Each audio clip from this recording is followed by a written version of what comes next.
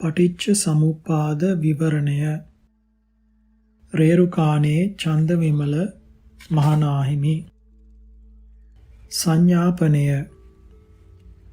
ලෞතුරා බුදු බවට පැමිණෙන්නා වූ සකල මහා බෝධිසත්වයන්ම ආනාපාන චතුර්ථ ධානයට සමවැදී නුවණ දියුණු කොටගෙන එසේ දියුණු කරගත් නුවණ පටිච්ච සමුප්පාද ධර්මයට යොමු කොට එය අනුලෝම ප්‍රතිලෝම වශයෙන් සම්මර්ෂණය කොට සංසාර චක්‍රයේ හැටි නිවැරදි ලෙස තේරුම්ගෙන අරහත් මාර්ග ඥානය උපදවා සංසාර ප්‍රවෘත්තියට හේතු වන අවිද්‍යා තණ්හා ප්‍රදාන 1500ක් කෙලෙස් සතුරන් මතු කිසි කලෙක නැගී නොයන පරිදි සම්පූර්ණයෙන් නසා ලෞතුරා බුදු බවට පැමිණෙන බව සබ්බ බෝධිසත්තාහි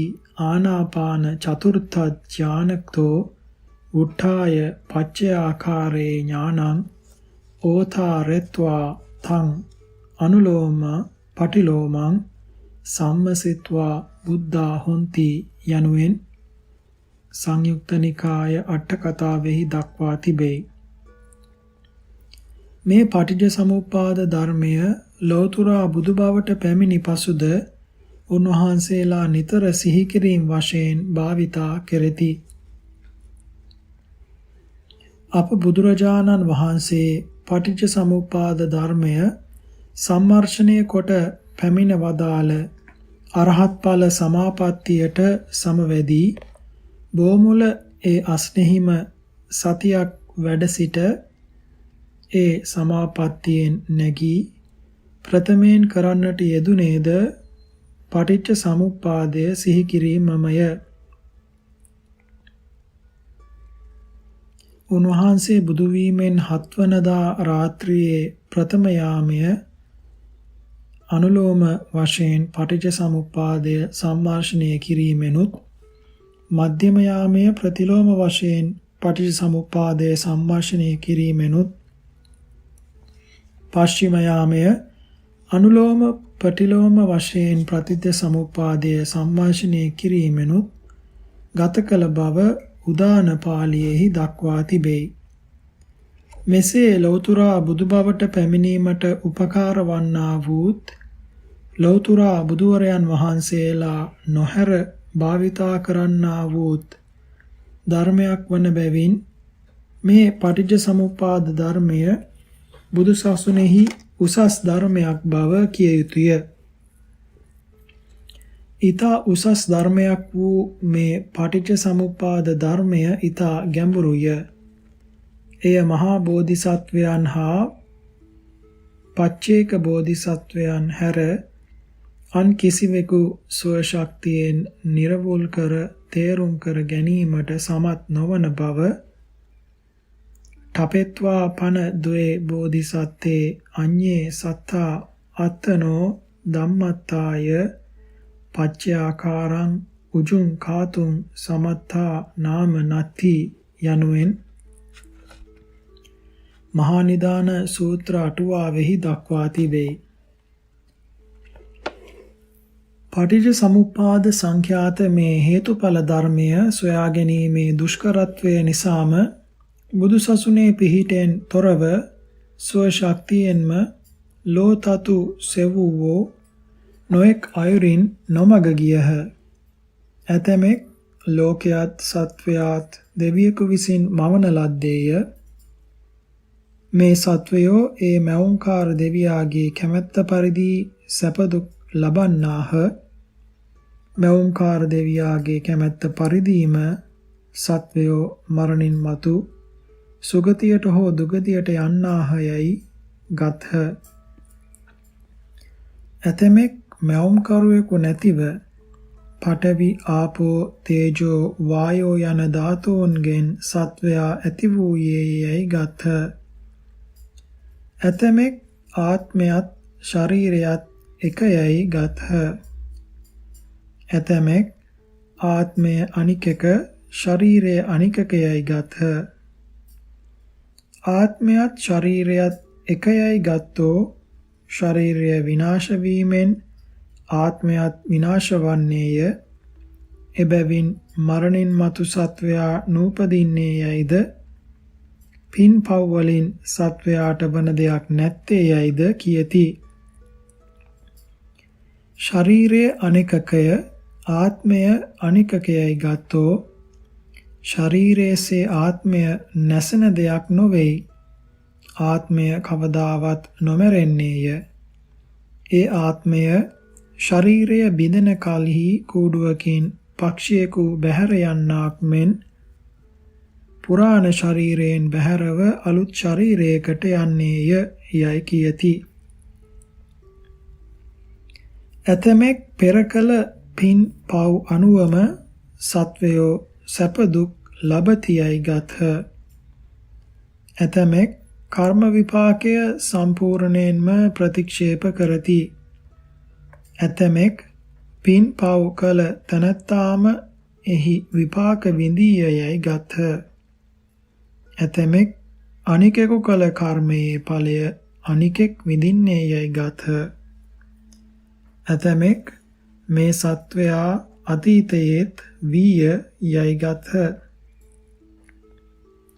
ඇතමෙක් මේ සත්වයා අතීතයේහි නොවූයේය අලුතින් ඇති වූවේයකැයි ගත්හ. තථාගතයන් වහන්සේගේ පටිච්ච සමුප්පාද දේශනය වනාහි මෙහි කී නොකී එකම දෘෂ්ටියකටවත් නොවැටෙන හේතුඵල ක්‍රමයක් දක්වන දේශනයකි. ඒ හේතුඵල ධර්මය සොයා ගන්නට නොපුළුවන් වීම නිසා මෙසේ සත්වයන් නොඑක් දෘෂ්ටිගෙන අවුලෙන් අවුලට පත්ව නැවත නැවත අපායට පැමිණෙන්නට සිදුවන මේ සංසාරය ඉක්මවිය නොහැකිව දුකෙහිම ගැලී ඉන්නා බව ඒතස්ස ආනන්ද ධම්මස්ස අනනුබෝධා අපටි වේදා ඒව මයං පජා තන්තා කුලක ජාතා ගුලා ගුණ්ඨිකා ජාතා මුංචබ්බ ජබූතා අපායං දුග්ගතින් විනිපාතං සංසාරං නානිවත්තන්ති යනුවෙන් තථාගතයන් වහන්සේ විසින් මහා නිදාන සූත්‍රයේහි වදාරා තිබේ. මේ පටිච්ච සමුප්පාද ධර්මය දැන ඉගෙන දෘෂ්ටි ජාලයෙන් මිදී සත්‍ය අවබෝධ කරන්නාතුරු සත්වයා දුකින් නොමිදෙයි. එබැවින් දුකින් මිදීම බලාපොරොත්තු වන හැමදෙනා විසින්ම බුදු සසුනේහි ඊතා උසස් තැනක් ගන්නා මේ පටිච්ච සමුප්පාද ධර්මය ගැන තරමක් දුරටවත් දැන ගැනීමක් ඇති කර ගැනීමට උත්සාහ කළ යුතුය. මේ උසස් ධර්මය දත හැක්කේද බුද්ධෝත්පාද කාලයේහිමය. බුද්ධ ශූන්‍ය කාලවලදී මේ ධර්මය ඇති බවවත් දැන ගැනීමට ක්‍රමයක් නැත. දැනට පැමිණ ඇත්තේ මේ උසස් ධර්මය දැන ගැනීමට ඉගෙන ගැනීමට ඉඩ ඇති යහපත් කාලයකි. එහෙත් දැනට ඇති බෞද්ධයන්ගෙන් ඊතා වැඩි දෙනෙක්ම මේ උසස් ධර්මය ගැන කිසිවක් දන්නෝ නොවේති. එබැවින් ඔවුහු තමන් ලබා සිටින මේ උත්තම බුද්ධෝත්පාදක්ෂණයෙන් ගන්නට ඇති උසස් ප්‍රයෝජනය නොලබති. බෞද්ධයම්හ යයි ප්‍රතිඥා කරගෙන ඉන්නා අයගෙන් ඇතමෙක් මේ ධර්මය නොදන්නා නිසාම මරණින් මතු ඉපදීමක් නැත, පින් පව්වල විපාකයක් නැත යනාදීන් මිත්‍යා දෘෂ්ටියට බැස සිටිති. ඒ තත්වයට පැමිණ සිටින පැවිද්දෝද නැත්තාහු නොවේති. පටිච්ච සමුප්පාද ධර්මය නොදැනීම නිසා නොමගට වැටී ඉන්නා ජනයාගේ යහපත සඳහා අප විසින් මේ ග්‍රන්ථය සම්පාදනය කරන ලදී.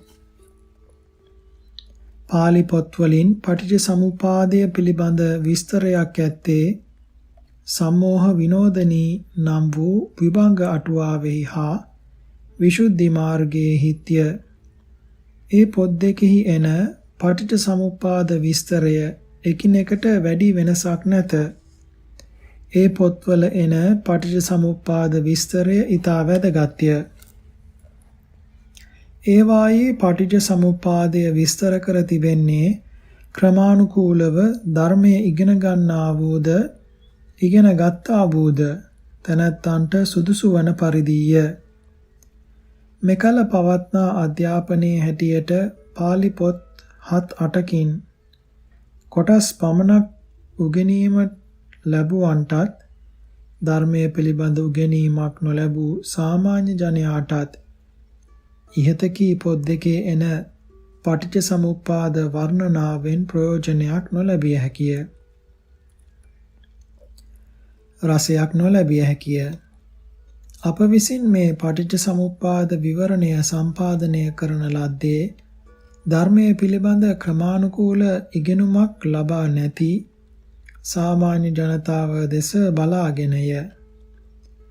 එබැවින් අටුවාවල එන පටිච්ච සමුප්පාද වර්ණනා ක්‍රමය අනුගමනය නොකොට අපට වැටහෙන පරිද්දෙන් මේ ග්‍රන්ථය සම්පාදනය කරන ලදී.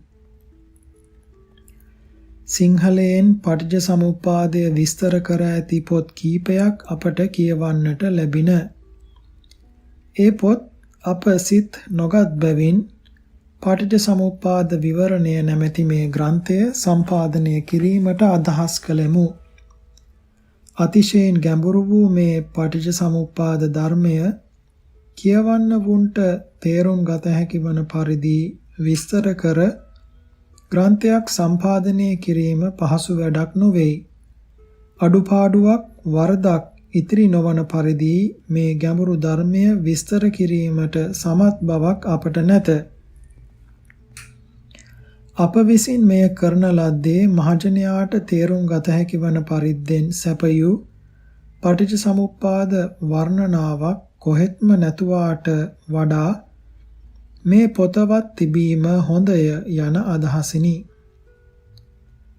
අනුලෝම ප්‍රතිලෝම පටිච්ච සමුප්පාද දේශනා දෙකින් වඩාත් ගැඹුරු ධර්මය වන්නේ ප්‍රතිලෝම පටිච්ච සමුප්පාද දේශනයයි. එයින් දැක්වෙන්නේ නිවනයි. පෘථග්ජනයන්ට අවිෂය වූ ඒ නිවන අපගේ අදහසේ හැටියට විස්තර කරනවාට වඩා නිවන පිළිබඳව තථාගතයන් වහන්සේ විසින් දේශිත ධර්මය දැක්වීම වශයෙන් නිර්වාණය විස්තර කිරීම වඩා හොඳ ක්‍රමය වන බැවින් තථාගතයන් වහන්සේ විසින් නිර්වාණය සම්බන්ධයෙන් වදාළ සූත්‍ර කීපයක් මෙහි විස්තර කර ඇත. ඒවා කියවීමෙන් නිර්වාණ තත්වයත් බොහෝ දුරට තේරුම් ගත හැකි වනු ඇත. මේ ග්‍රන්ථයේහි අනුලෝම පටිච්ච සමුප්පාදය විස්තර කරන පූර්ව භාගය අප විසින් ලියන ලදුවේ ලක්දිව අභිධර්මය උගත් කාන්තාවක් වන කොළඹ හැව්ලොක් ටවුන්හි ලෙයාඩ් මාවතෙහි අංක 18 දරණ මන්දිරයෙහි වෙසෙන සෝමාවතී මුණසිංහ මැතිණියගේ ආරාධනාවෙන් බුද්ධ වර්ෂයෙන් 2492 වැන්නෙහිදීය.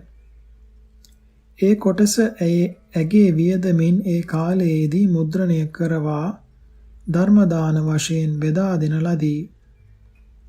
2500 වැනි වසරට කලින් මේ පොත සම්පූර්ණ කොට මුද්‍රණය කරවන බලාපොරොත්තුවෙන් සිටිමුත් පැමිණියා වූ යම් යම් අපහසුකම් නිසා බලාපොරොත්තු කාලයේදී මෙය කරන්නට නොලැබින. නොඑක් අපහසුකම් මැද්දේ අපගත් උත්සාහයේ ප්‍රතිඵලයක් වශයෙන් මේ බුද්ධ ජයන්ති වර්ෂය තුලදීම මේ ග්‍රන්ථයත් මහජනයා අතට පැමිණවිය හැකිවිය. මේ සම්බුද්ධ ජයන්ති ධර්ම පුස්තක පන්තියේ 8 වන ධර්ම පොතය. මෙයින් මේ දහම් පොත් පෙළ අවසන් කරනු ලැබේ. කිසි ഘോഷාවක් නොකොට කිසිවෙකුගෙන් ආධාරයක් නොගෙන අමාරුවෙන් ආරම්භ කරන ලද මේ ධර්ම පුස්තක ප්‍රචාරය අප බලාපොරොත්තු වූ වාට වඩා බොහෝ සාර්ථක වූ බව ප්‍රීතියෙන් සඳහන් කරමු. අපගේ මේ ධර්ම පුස්තක ප්‍රචාරය සාර්ථක වූවක් මෙන් හැමදෙනාගේ සියලු යහපත් වැඩ සාර්ථක වේවායි පතමු. මේ ධර්ම පුස්තක ව්‍යාපාරය කරදරයක් නැතිව පවත්වා ගත හැකි වූයේ ධර්මකාමීන් විසින් මේ පොත් කලට වේලාවට මිලයට ගත් නිසාය. අපේ දහම් පොත් ගත් ගිහි පැවිදි සෑමදෙනාම මේ ධර්ම පුස්තක ව්‍යාපාරයේ ආධාරකාරයෝය. හැමදෙනාටම පින් සිදු වේවා. මේ ග්‍රන්ථය මුද්‍රණයේදී සෝදුපත් බැලීම් ආදී වැඩ සියල්ල අපගේ ශිෂ්‍ය හේන්ගොඩ කල්යාණ ධම්ම නම කිරියොරුවේ ධම්මානන්ද නම සමග කරන ලද බවද ස්තුතිපූර්වකව සඳහන් කරමු. ධර්මය ලොවෙහි බැබලේවා. මීට ශාසන ස්ථකාමී රේරුකානේ චන්දවිමල මහානායක ස්තවීර බුද්ධ වර්ෂ 2500 විවහාර වර්ෂ 1957 මාර්තු 1 දින ශ්‍රී විනයාලංකාරාමය පොකුණු විට පටිච්ච සමුප්පාද විවරණය. නමෝ තස්ස භගවතෝ අරහතෝ සම්මා සම්බුද්දස්ස. චතුර සංඛ්‍ය කල්ප ලක්ෂ සංඛ්‍යාත අති දීර්ඝ කාලය මුළුල්ලෙහි පිරු සමතිස් පෙරුම් දම් බලයෙන් ශ්‍රී මහා බෝධි ධ්‍රුම මූලයේදී සීල නැමැති පෘථුවියෙහි වීරිය නැමැති පාද යුග්මයෙන් සිට සමාධි නැමැති සීලාතලයේහි මෝහත් කරන ලද කර්මක්ෂය කර ඥාන නැමැති පොරව ශ්‍රද්ධා නැමැති අතින්ගෙන අතීත ආදී කාලාත්‍රයක් හා අවිද්‍යා ආදී ද්වාදසාංගයක් හා විංශත්‍යාකාරයක් හා සන්දිත්‍රයක් හා සතර රාශියක් හා වෘත තුනක් හා මූල ද්වයක් ද ඇත්තා වූ පටිච්ච සමුප්පාද සංඛ්‍යාත අනාදි කාල ප්‍රවෘත සංසාර චක්‍රය සිඳ සර්වඥ පද ප්‍රාප්ත වූ මාගේ භාග්‍යවත් අරහත් සම්්‍යක් සම්බුද්ධයන් වහන්සේගේ ශ්‍රී පාද යුග්මය අතිශය භක්තියෙන් හා ගෞරවයෙන් වැඳ ඒ භාග්‍යවතුන් වහන්සේ විසින් දේශිත පරම ගම්බීර පටිච්ච සමුප්පාද ධර්මය සසර දුකින් මිදී නිවන් සුවය ලබනු රිසි ධර්මකාමී සත්පුරුෂ ජනයාට නිවන් මඟ දක්වනු පිණිස මාගේ නැන පමණි හෙළබසින් වර්ණනා කරනු ලැබේ. ආදරයෙන් මෙය කියවා ගම්බීර ධර්මය තේරුම්ගෙන නිවන් පසක් කිරීමට උත්සාහ කෙරෙත්වා. පටිච්ච සමුප්පාද පාළිය. අවිජ්ජා පච්චයා සංඛාරා සංඛාර පච්චයා විඥානං විඥාන පච්චයා නාම රූපං නාම රූප පච්චයා සලආයතනං සලආයතන පච්චයා පස්සෝ පස්ස පච්චයා වේදනා වේදනා පච්චයා තණ්හා තණ්හා පච්චයා උපාදානං උපාදාන පච්චයා භවෝ භව පච්චයා ජාති ජාති පච්චයා ජරා මරණං ශෝක පරිදේව දුක්ඛ දෝමනස්සු උපායාසා සම්භවಂತಿ ඒවමේතස්ස කේවලස්ස දුක්ඛක්ඛන්දස්ස සමුදයෝ හෝති. මේ විභංග ප්‍රකරණයේ පටිච්ච සමුප්පාද විභංගයේ එන අනේක ප්‍රකාර පටිච්ච සමුප්පාද දේශනයන් අතුරෙන් පළමුවන පටිච්ච සමුප්පාද දේශනයයි. මේ ගම්බීර ධර්මය දැනගනු කැමැතියන් විසින් පළමු කොට මේ පාඨය පාඩම් කරගෙන ඉදිරියට පොත කියවිය යුතුය. එහි තේරුම මෙසේය. අවිද්‍යා නැමැති හේතුව නිසා සංස්කාරයෝ හටගනිති. සංස්කාරයන් නිසා විඥානය හටගනී. විඥානය නිසා නාම රූපය හටගනී. නාම රූපය නිසා ෂඩ් ආයතන හටගනී. ෂඩ් ආයතන නිසා ස්පර්ශය හටගනී. ස්පර්ශය නිසා වේදනාව හටගනී. වේදනාව නිසා තණ්හාව හටගනී. තණ්හාව නිසා උපාදානය හටගනී. උපාදානය නිසා භවය හටගනී. භවය නිසා ජාතිය වෙයි. ජාතිය නිසා ජරා මරණ ශෝක පරිදේව දුක්ඛ දෝමනස්ස උපායාසයෝ වෙයි. මෙසේ මේ සකල දුක්ඛස්කන්ධයාගේ පහළවීම වෙයි. පටිච්ච සමුප්පාද යන්නෙහි තේරුම ගින්න නිසා දුම ඇතිවන්නාක් මෙන්ද ගස නිසා ගෙඩිය ඇතිවන්නාක් මෙන්ද තමා නිසා පෙර නොතිබූ අන් දෙයක් ඇතිවීමට හේතු වන්නා වූ දෙයට හෙවත් ධර්මයට පටිච්ච සමුප්පාදයයි කියනු ලැබේ. අවිද්‍යාව ඇති කලෙහි ඒ අවිද්‍යාව නිසා පුඤ්ඤාභි සංස්කාර ආදී ත්‍රිවිධ සංස්කාරයෝ හටගනිති. එබැවින් සංස්කාරයන්ට හේතු වූ අවිද්‍යාව පටිච්ච සමුප්පාදයකි. අවිද්‍යාව නිසා හටගන්නා වූ සංස්කාරයන් නිසාද විඥානය ඇති වෙයි. එබැවින් සංස්කාරයෝද පටිච්ච සමුප්පාදයකි. සංස්කාර හේතුවෙන් හටගත් විඥානය නිසා නාම රූපය හටගනී. එබැවින් විඥානයද පටිච්ච සමුප්පාදයකි. විඥානය නිසා හටගත් නාම රූපය නිසා ෂඩ් ආයතනය පහළ වෙයි. එබැවින් ෂඩ් ආයතනයට හේතු වූ නාම රූපයද පටිච්ච සමුප්පාදයකි. මෙසේ ස්පර්ශය ඇතිවීමට හේතු වන බැවින් ෂඩ් ආයතනයද පටිච්ච සමුප්පාදයකි. වේදනාව ඇතිවීමට හේතු වන බැවින් ස්පර්ශයද පටිච්ච සමුප්පාදයකි. තෘෂ්ණාව ඇතිවීමට හේතු වන බැවින් වේදනාවද පටිච්ච සමුප්පාදයකි. උපාදානය ඇතිවීමට හේතු වන බැවින් තෘෂ්ණාවද පටිච්ච සමුප්පාදයකි.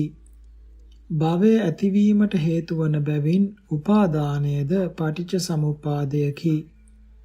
ජාතිය ඇතිවීමට හේතු වන බැවින් භවයද පටිච්ච සමුප්පාදයකි.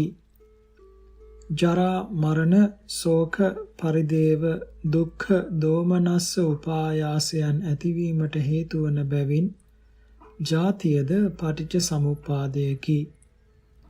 ජරා මරණ ආදියද අවිද්‍යා තෘෂ්ණාවන්ට හේතු වන බැවින් පටිච්ච සමුප්පාදයකි. මෙසේ අවිද්‍යාවේ පටන් ජරා මරණය දක්වා ඇති මේ ධර්ම සියල්ලම එකිනෙකට හේතු වන බැවින් පටිච්ච සමුප්පාද නම් වෙයි.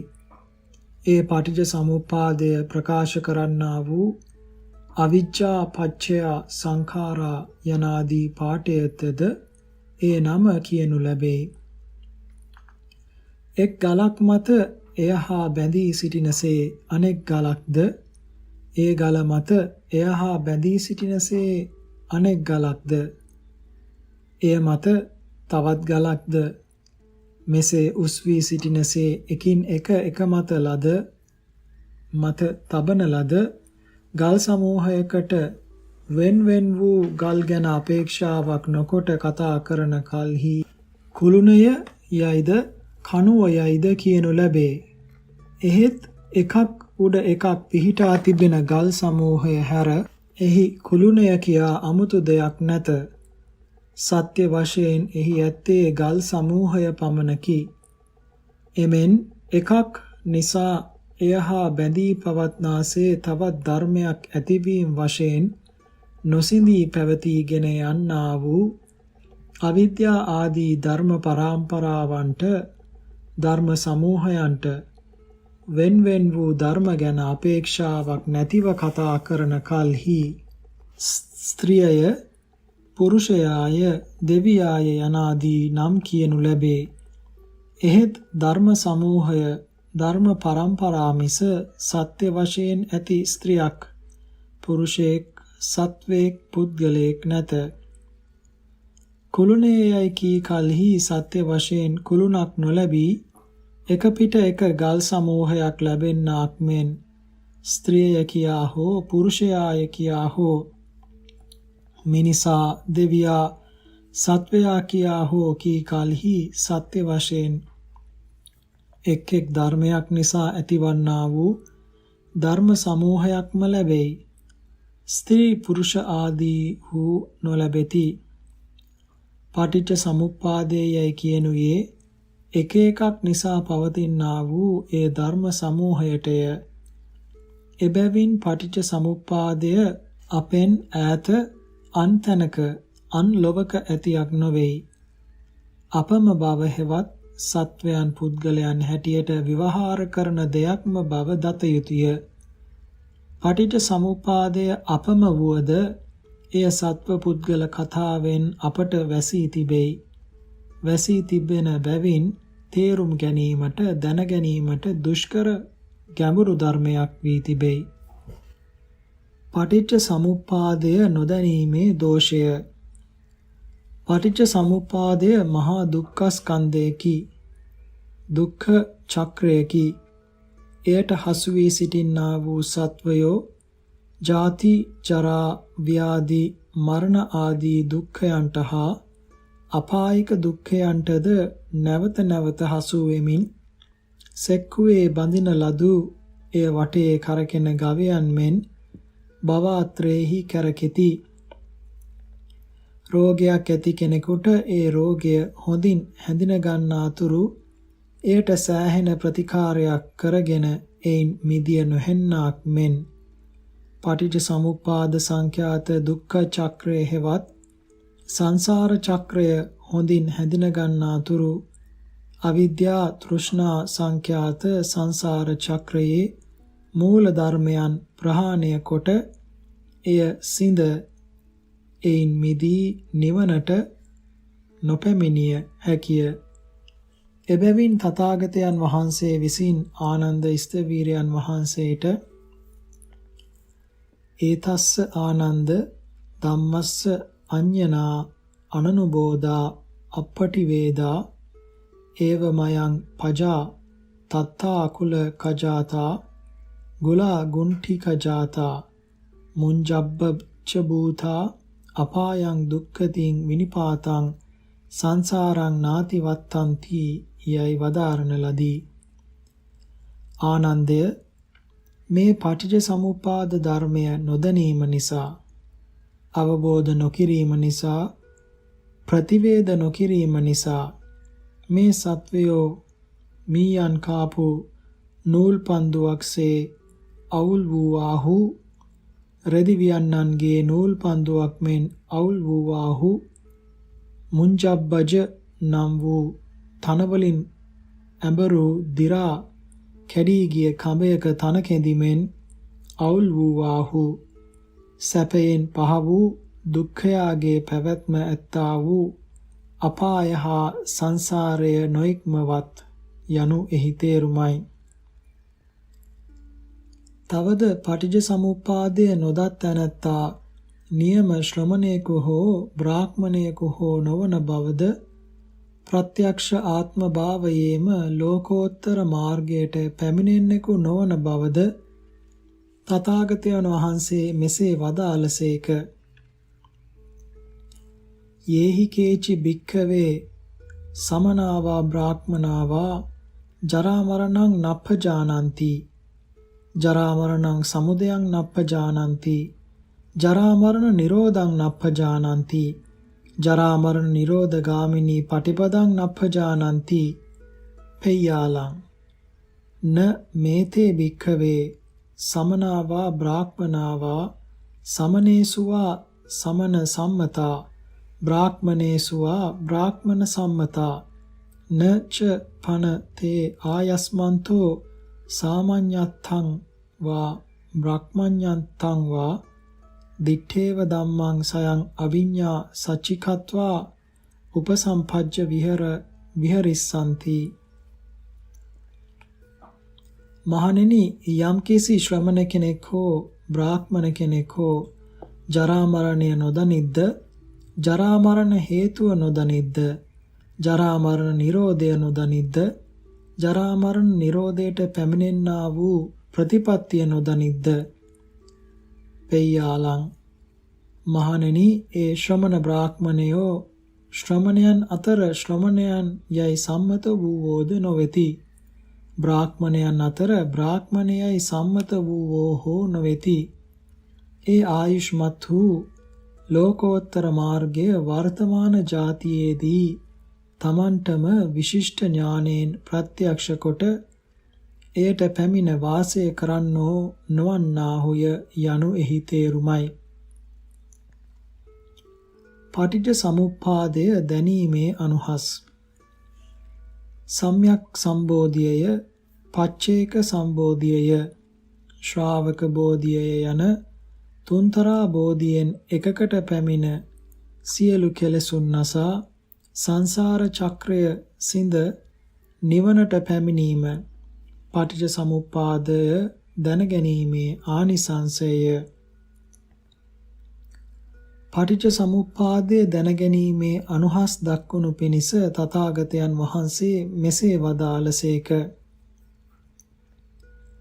යතෝ කෝ භික්ඛවේ අරිය ශාවකෝ එවං පච්චයං පජානාති, පච්චේ සමුදයං පජානාති, පච්චේ නිරෝධං පජානාති, පච්චේ නිරෝධගාමිනින් පටිපදං පජානාති, අයං උච්චති භික්ඛවේ අරිය ශාවකෝ දිට්ඨි සම්පන්නෝ ඉතිපි, දස්සන සම්පන්නෝ ඉතිපි, ආගතෝ ඉමං සද්ධම්මං ඉතිපි, සේඛේන ඥානේන සමන්නාගතෝ ඉතිපි, සේඛාය විජ්ජාය සමන්නාගතෝ ඉතිපි, ධම්මසෝතං සමාපන්නෝ ඉතිපි, අරියෝ නිබ්බේධික පඤ්ඤෝ ඉතිපි, අමතක් ద్వාරං ආහච්ච තිට්ඨති ඉතිපීති.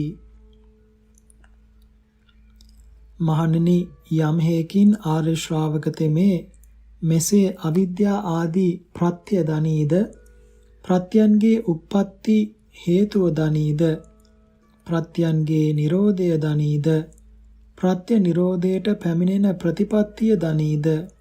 මහණෙනි, මේ ආර්ය ශ්‍රාවක තෙමේ මේ කාරණයෙන් මාර්ග ඥාන සංඛ්‍යාත දෘෂ්ටියෙන් යුක්ත වූයේ යයිද, මේ කාරණයෙන් මාර්ග ඥාන සංඛ්‍යාත දර්ශනයෙන් යුක්ත වූයේ යයිද, මේ කාරණයෙන් ලෝකෝත්තර මාර්ග සංඛ්‍යාත සද්ධර්මයට ආයේ යයිද, මේ කාරණයෙන් ශෛක්ෂ වූ ඥානයෙන් යුක්ත වූයේ යයිද, මේ කාරණයෙන් ශෛක්ෂ වූ විද්‍යාවෙන් යුක්ත වූයේ යයිද, මේ කාරණයෙන් මාර්ග සංඛ්‍යාත ධර්ම ස්රෝතයට පැමිණියේ යයිද, මේ කාරණයෙන් ආර්ය වූ තෘෂ්ණාව දුරු කරන ප්‍රඥාව ඇත්තේ යයිද,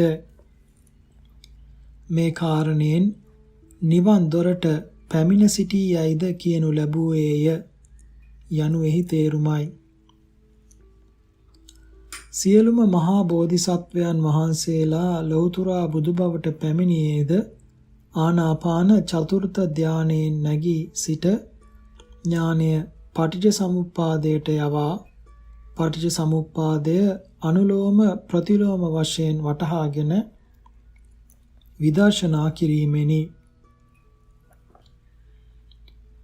මහා බෝධිසත්වයන් වහන්සේලාගේ චාරිත්‍ර ධර්මය වූ පරිදි අප මහා බෝසතාණන් වහන්සේද ශ්‍රී මහා බෝධි මූලයේ වැඩ සිට ආනාපානා අනුස්සති භාවනාවේ යෙදී ධානයේ උපදවා චතුර්ථ ධානයෙන් නැගී සිට උන්වහන්සේගේ ඥානය පටිච්ච සමුප්පාදයට යවූහ.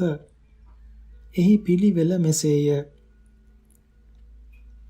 අහෝ මේ සත්ව සමූහය දුකට පැමිණියේය. මේ සත්වයේ උපදින්නාහුද වෙති, දිරන්නාහුද වෙති, මැරෙන්නාහුද වෙති, නැවත නැවත මැරෙන්නාහුද වෙති. නැවත නැවත උපදින්නාහුද වෙති. එහෙත් ඔව්හු ජරා මරණයෙන් මිදීමක් නොදකිති. කවදා මේ ජරා මරණ සංඛ්‍යාත දුක්ඛයෙන් මිදීමක් පෙනෙන්නේද?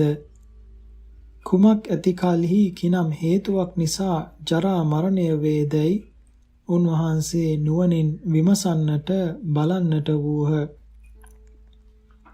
එකල්හි ඉපදීම ඇති කලෙහි ඉපදීම නිසා ජරා මරණය වන බව උන්වහන්සේගේ නුවණට පෙනින.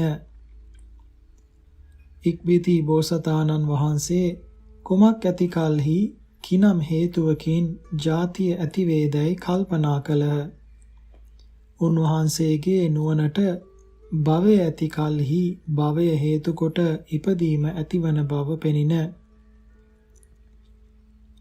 ඉක්බිති බෝසතාණන් වහන්සේ කුමක් ඇති කලෙහි කුමක් හේතු කොට භවය ඇති වේදැයි කල්පනා කළහ.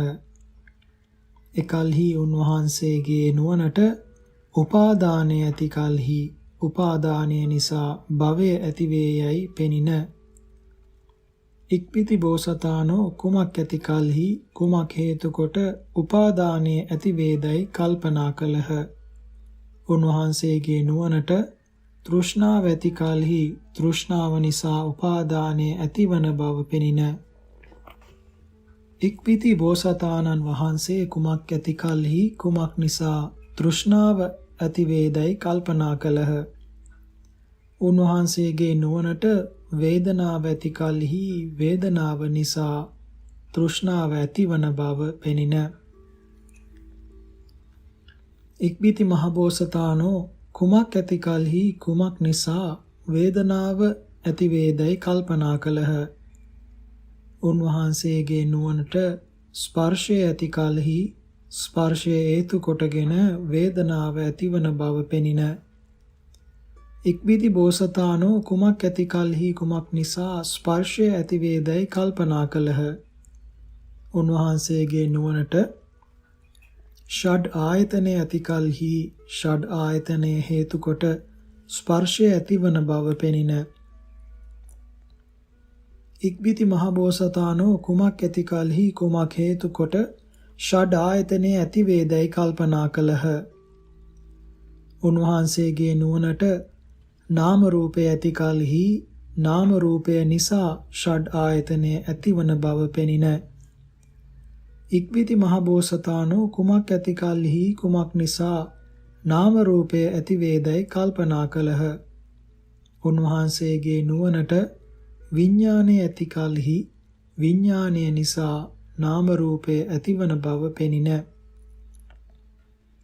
ඉක්බිති මහබෝසතාණෝ කුමක් ඇති කලෙහි කුමක් නිසා විඥානය ඇති වේදැයි කල්පනා කළහ. උන්වහන්සේගේ නුවණට සංස්කාරය ඇති කලෙහි සංස්කාරයේ හේතු කොට විඥානය ඇතිවන බව පෙනින. ඉක්බිති මහබෝසතාණෝ කුමක් ඇති කලෙහි කුමක් හේතු කොට සංස්කාරයෝ ඇති වෙද්දැයි කල්පනා කළහ. උන්වහන්සේගේ නුවණට අවිද්‍යාව ඇති කලෙහි අවිද්‍යාව හේතු කොට සංස්කාරයන් ඇතිවන බව පෙනින. මෙසේ මහා බෝසතාණන් වහන්සේට ඒ සමයෙහි චතුර සංඛ්‍ය කල්ප ලක්ෂයක් මුළුල්ලෙහි පිරු පාරමිතා කුසල බලයෙන් අවිද්‍යාව හේතු කොට සංස්කාරයෝ වෙත්‍ය සංස්කාරයන් හේතු කොට විඥානය වේය විඥානයේ හේතු කොට නාම රූපය වේය නාම රූපය හේතු කොට ෂඩ් ආයතනය වේය ෂඩ් ආයතනයේ හේතු කොට ස්පර්ශය වේය ස්පර්ශය හේතු කොට වේදනාව වේය වේදනාව හේතු කොට තෘෂ්ණාව වේය තෘෂ්ණාව හේතු කොට උපාදානය වේය උපාදානයේ හේතු කොට භවය වේය භවය හේතු කොට ජාතිය වේය ජාතිය හේතු කොට ජරා මරණ ශෝක පරිදේව දුක්ඛ දෝමනස්ස උපායාසයෝ වෙත්‍ය යයි පෙර නොඇසූ විරු මේ පටිච්ච සමුප්පාද පිළිබඳ වූ ප්‍රඥා චක්ෂුෂය උපනහ ඥානය උපනහ ප්‍රඥාව උපන, විද්‍යාව උපන, ආලෝකය උපන්හ. ඉක්බිති මහා බෝසතාණෝ කුමක් නැති කල්හි ජරා මරණය නොවේද? කුමක් නිරුද්ධ කල්හි ජරා මරණ නිරෝධය වේදයයි කල්පනා කළහ. උන්වහන්සේගේ නුවණට ජාතිය නැති කල්හි ජරා මරණය නොවන බව හා ජාති නිරෝධයෙන් ජරා මරණ නිරෝධය වන බව පෙනින. මෙසේ එකින් එකේ නිරෝධය නුවණින් බැලූ බෝසතාණන් වහන්සේට සියල්ලේම නිරෝධයද පෙනින. මෙසේ මහා බෝසතාණන් වහන්සේට අවිද්‍යාවගේම නිර්වශේෂ නිරෝධයෙන් සංස්කාර නිරෝධය වේය. සංස්කාර නිරෝධයෙන් විඥානීය නිරෝධය වේය. විඥානීය නිරෝධයෙන් නාම රූප නිරෝධය වේය. නාම රූප නිරෝධයෙන් ෂඩ්ආයතන නිරෝධය වේය. ෂඩ්ආයතන නිරෝධයෙන් ස්පර්ශ නිරෝධය වේය. ස්පර්ශ නිරෝධයෙන් වේදනා නිරෝධය වේය. වේදනා නිරෝධයෙන් තෘෂ්ණා නිරෝධය වේය. තෘෂ්ණා නිරෝධයෙන් උපාදාන නිරෝධය වේය. උපාදාන නිරෝධයෙන් භව නිරෝධය වේය. භව නිරෝධයෙන් ජාති නිරෝධය වේය. ජාති නිරෝධයෙන් ජරා මරණ ශෝක පරිදේව දුක්ඛ දෝමනස්ස උපායාසයෝ නිරුද්ධ වෙත්‍ය. මෙසේ මේ සකල දුක්ඛස්කන්ධයාගේ නිරෝධය වේයයි පෙර නොඇසූ විරු මේ ධර්මය පිළිබඳ ප්‍රඥා චක්ෂුෂ උපන්නේය. ඥානය උපන, ප්‍රඥාව උපන, විද්‍යාව උපන, ආලෝකය උපන. මෙසේ දක්නා ලද පටිච්ච සමුප්පාද අනුලෝම ප්‍රතිලෝම වශයෙන් සම්මර්ෂණය කොට පිළිවෙලින් සෝවාන්, සකදාගාමි, අනාගාමි, අරහත් යන සතර මාර්ග සතර ඵලයට පැමිණ සංසාර චක්‍රයේ සිඳ උන්වහන්සේ ලෞතුරා බුදු බවට පැමිණ වදාළසේක.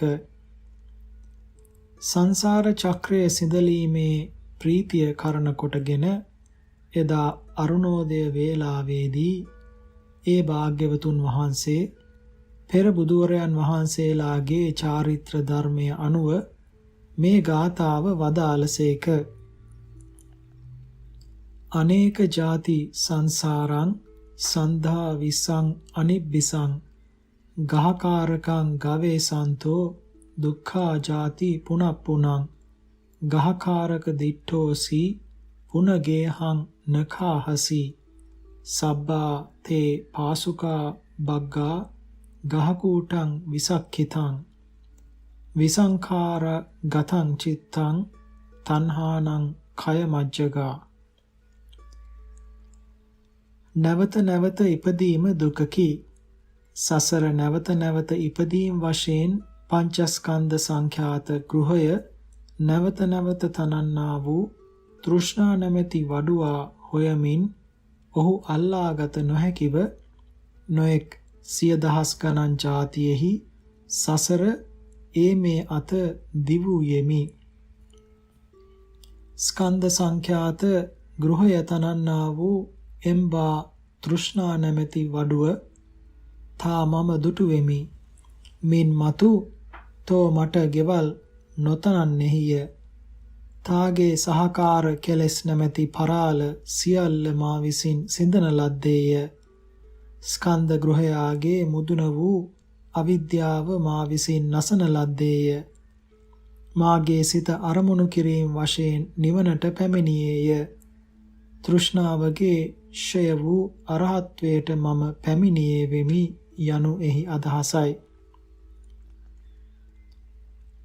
බුදුබව පවා සිදු කර දෙන පටිච්ච සමුප්පාදය පිළිබඳ දැනුම ඇති කරගත් තැනැත්තාට කිනම් බෝධියකින් වුවද නිවන් දැකිය හැකි වන බැවින් නිවන පතන සියල්ලෝම මේ ධර්මය දැනගැනීමට උත්සාහ කෙරෙත්වා. මෙතනින් පටන් පිළිවෙලින් පටිච්ච සමුප්පාදය විස්තර කරනු ලැබේ.